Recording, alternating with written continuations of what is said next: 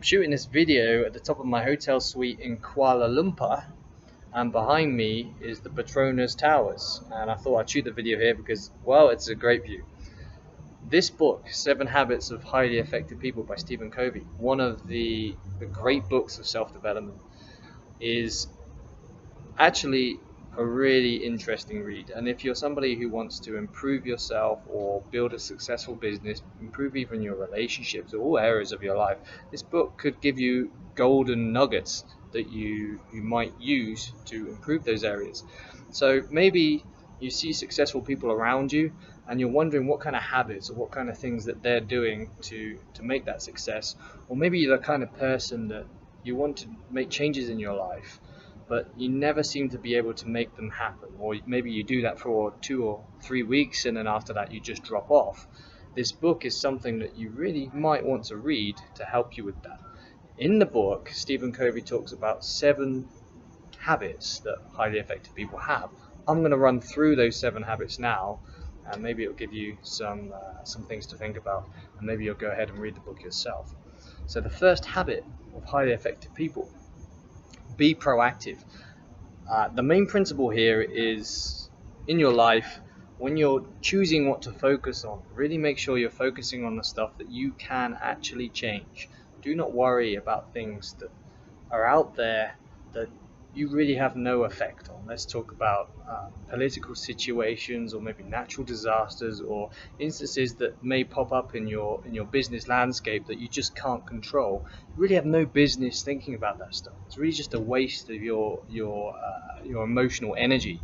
Instead, put your effort, put your thinking, put your focus onto stuff that really does make a difference to your business. So if you're building a business, maybe put your effort into improving your product or your marketing. Focus on those areas and really put all your energy into that, rather than being worried or developing anxieties about stuff that might happen. You have no control over it and hasn't even happened yet. So that's number 1. This is be proactive. Actually, just as a little addition to this section of the book reminds me of something that Nathaniel Brandon talks about in his book, 6 Pillars of Self-Esteem. And in there, he says that you should be proactive rather than reactive. A reactive person is somebody who, let's say, is like a sailing ship in the ocean, and the boat is just being thrown around by the waves and the wind, and reactive people really just have no control over that, and they're just going through life just taking these hits and going from place to place because they're being thrown about. He says in that book that you need to be in control, like somebody who has high self-esteem doesn't react to their environment. If let's say, to give an example, if you're starting a business and your family think it's a bad idea, family think it won't work, somebody who has high self-esteem will not listen, will not worry about other people not being on board with their vision. And I think that's really important to understand, that in the first principle of highly effective people, where he says you have to be proactive and not reactive, that's also ties in with self-esteem and confidence, and really two go in line together. So if you're going to try and be good at being proactive, maybe it's worth reading that book as well and getting your self-esteem to the point where you can actually be immune to the environment around you, so that you're not ebbing and airing and going left and right depending on what the environment dictates. Number 2 is all about beginning with the end in mind. So, a really interesting way of describing this that Stephen Covey adds in this book is, imagine that you're basically dead. You're at your own funeral. Imagine you're dead, and try and think about what other people are going to say about you at your funeral. And actually, this is quite a deep exercise, and even in the book, Stephen Covey says that maybe, for some people it's a bit too morbid, they don't want to think about it. But actually, I think it's very valuable to think about your death. It can really give you some perspective.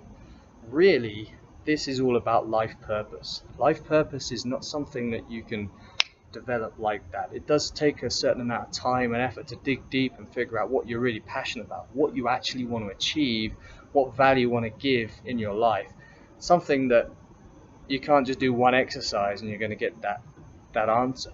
Actually, there's a great video course that I'm going to link to below in the description that will help you understand what your life purpose might be, by Leo Gura from actualize.org. So I encourage you to check that out.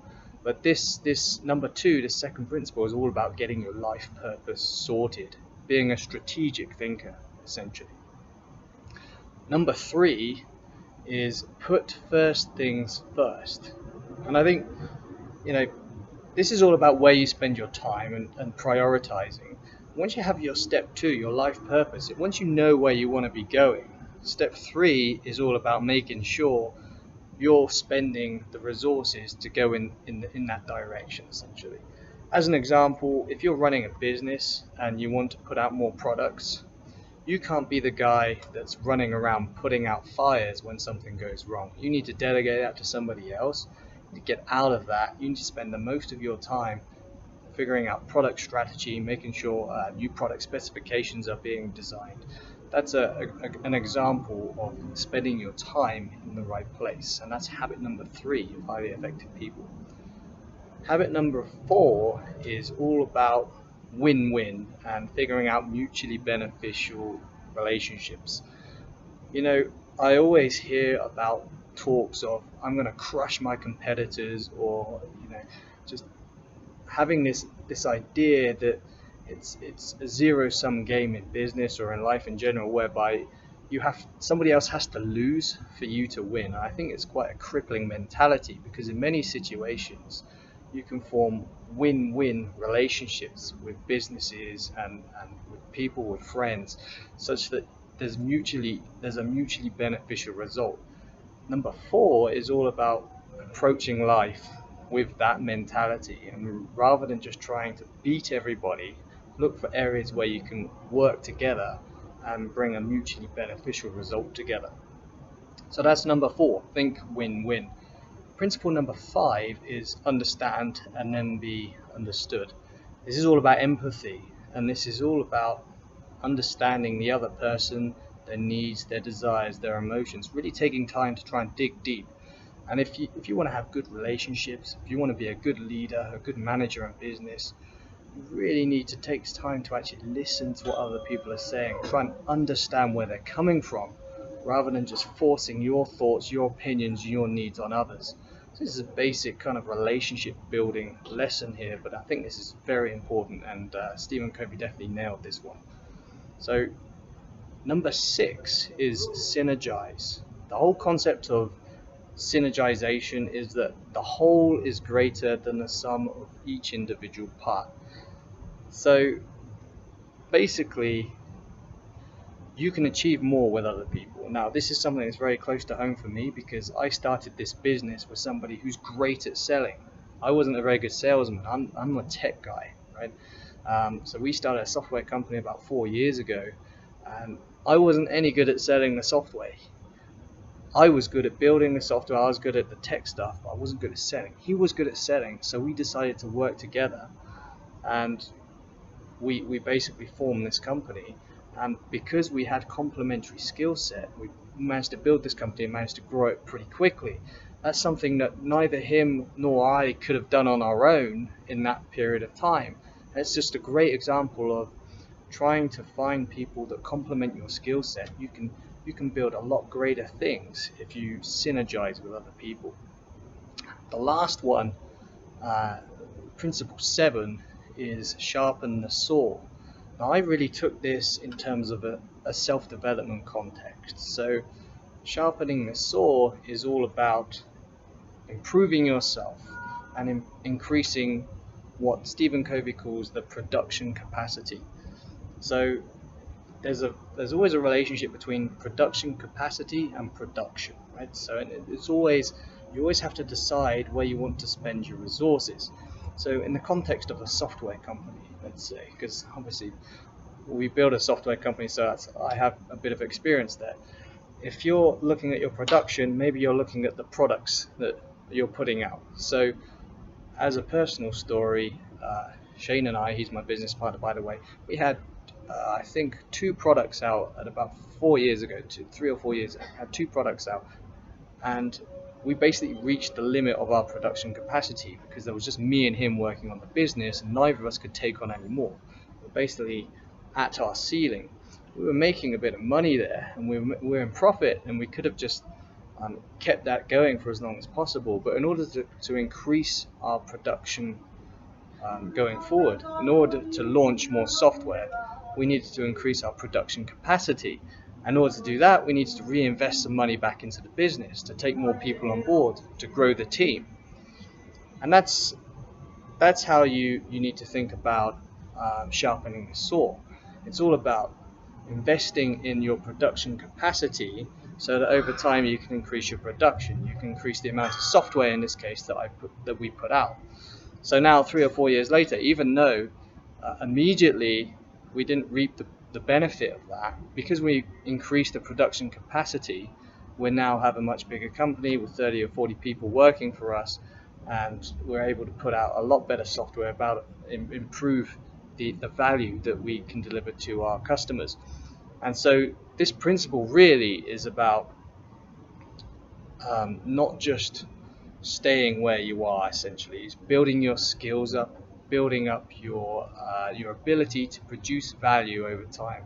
And when you invest there, it's kind of like a delayed gratification principle as well, which is something that's slightly covered in the book. It's like you have to invest to grow, but you don't always get those returns straight away. But sharpening the saw is something that you really should be doing, and it's what all successful people do. Those are the 7 habits that highly effective people have. And I have to say, this book was really interesting. The 7 habits themselves aren't really groundbreaking, but when you dig deep and you read some of the material that Stephen Covey has in his book, it's actually really there are some nuggets in there that I think everybody can learn from. So read this book. Basically, my takeaway from this book is really paying attention to where I spend time in my own business, making sure I'm not running around putting out fires, and actually spending time doing stuff that I know I'm valuable at, that can really increase the value of the company. That really got hammered home in this book. I encourage you to read this book. If you do, leave me a comment below about what you took away and what changes you're going to make in your life. This video I'm doing right now is part of my self-development experiment, and what I'm doing is I'm trying to read 140 books and then do 140 video reviews to improve my reading retention, and my presentation on video. I think we're on like video 10 or something like that. There's also an accountability exercise, so if I stop doing these videos, you guys can kick me in the ass. Let me know what you think of this video. I hope it helps you. Maybe you took something away from this video. If you did, that's great. And if you want to see more videos like this, then subscribe by clicking the button below. Thank you for watching.